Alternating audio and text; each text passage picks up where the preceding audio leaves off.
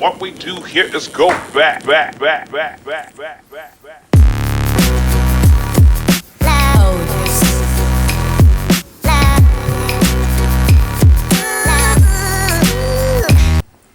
Let's talk about HRD.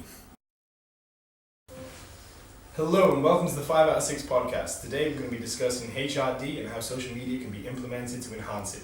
Today's guests are HRD students along with myself, Josh, Cameron, Dan and Ruby. So to start we have to define HRD, right? So Dan, tell us about HRD.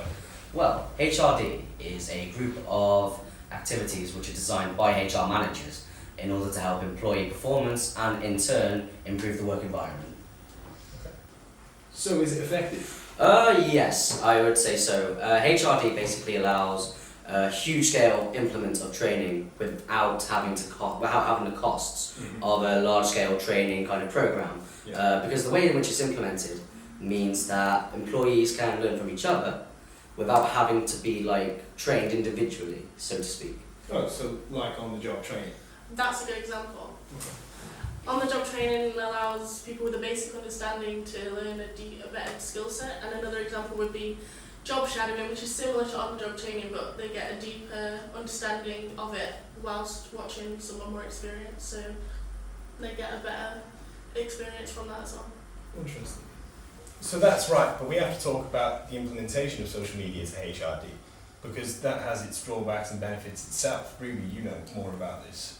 Yeah, there are 3 main benefits. One major benefit of social media with HRD is that it can allow for greater training and development online. So in the past, companies had to physically travel to other branches and give out training programs and material, whereas now they can do it all online. They can make training programs and other material, and they can just pass it through social media, pass it through emails and stuff like that.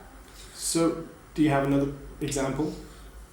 Well, I've got another benefit, which is that HRD and social media being used together allows for greater company feedback from within the company.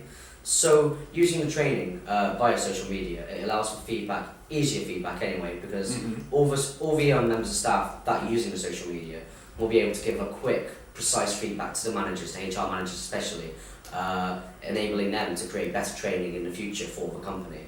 So basically it's a cycle where the training gets better due to the feedback from the employees, Okay. and due to the social media being used, the employees give back more information there, so it's a cycle of relayed information. Okay, well that's perfect. So do you think that benefits companies massively then, being able to implement social media? Yes, it does, because it means that they don't have to do wide-scale kind of research surveys for feedback from individual members of staff. They can just use social media and the opinions that they can gather from it in order to improve their HRD development. That's really good. Ruby, do you have any more examples or benefits? Well, another benefit is that employees become more competent because they've been trained more, they have better education through online training, and it can allow them to improve their attitude, improve their motivation, which can therefore improve the company's performance. Interesting, but this podcast isn't just centralised about HRD on its own. We have to discuss social media, right? And the implementation is a vital factor. Yeah, exactly. So social media is an online service which allows people to create public profiles within a closed network, which means that other people in that network can communicate with each other. That could be with different chat room platforms. Yeah, exactly. So by implementing HRD, a business can create intra-networks within their own business, which means that all their employees can discuss industry problems and any other problems they may have. So, for example, the student rooms, if they were more centralised around industry, would be a good form of social media in HRD. Yes, educational chat rooms provide a platform which employees can interact with one another by providing information which they can share across it. Yeah. And that obviously allows them to develop more. Interesting. Due to the mass amount of people using the internet, that allows a greater variety of knowledge due to the mass amount of people. Okay. This makes the use of educational chat rooms very efficient. An example of this is there's a lot of experts on there which are only a click away and they're free to use. So obviously you're extracting the best information from the best people. And with obviously the internet being so great now, you're able to use Skype, which you're allowed to have telecalls with other people, so they'll be able to show you physically how to grasp knowledge of them. Which is extremely useful for any kind of business, even when in HRD or any other aspect. But specifically HRD for this concept, right? Yeah, definitely. But there are obviously drawbacks from implementing social media to HRD. Well, another problem is that social media can exacerbate any problems found within or around an organisation. So, for example, what's not directly related to HR, but with the Samsung Galaxy Note 8 release earlier this year, people found that the phones themselves were exploding, and they quickly took to social media to tell the world about these problems. And whilst this is a good point to get across to people, as it's quite a dangerous thing to happen, for the business, like for Samsung itself, it's very bad publicity, which is very quickly spread due to the amount of people that can see the news. Which is a good example, really, because obviously if we were to implement this into HRD especially, it would have the same difficulty. If there was a problem with inside the company, it would spread just as much as Samsung do as well, correct? Yeah, so any bad HRD processes that the company may use will quickly be spread throughout the news via social media or any other news outlet, as they all have social media accounts now. That's interesting. Although we know about the problems of workers becoming a bit distracted in the workplace, for the viewers at home, what details could you add? Well, I was going to say, one of the major drawbacks is obviously crossing the line between private life and the work life.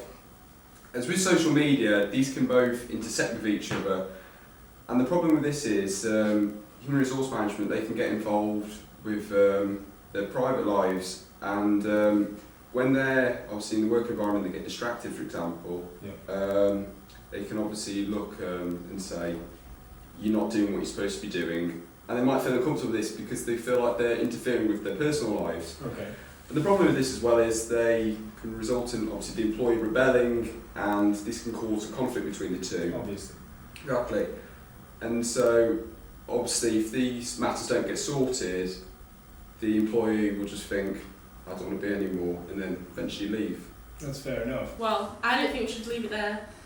And I know you mentioned it earlier, but I think one of the biggest points is the distracting thing, because if HRD says that it's okay and they use training programs on social media, then employees can get distracted because everyone knows that it's addictive on social media. So if the task at hand is not interesting to them, if they're doing HRD training and they're not finding it interesting, then they're already on the phone or the laptop, and they can just go on other social media, get distracted, which is less motivating and can have a negative impact on people around them and stuff like that.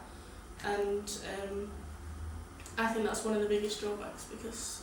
Well, that's true. You've made a good point there. Exactly when we consider the fact that companies are allowing these employees to go on social media, which gives them the inside feeling that they can and what they're doing is right. Yeah. I think that's all we have time for this week, but tune in next week to talk about more HRD. Yeah. It's been our pleasure with the 5 out of 6 podcast. See you soon.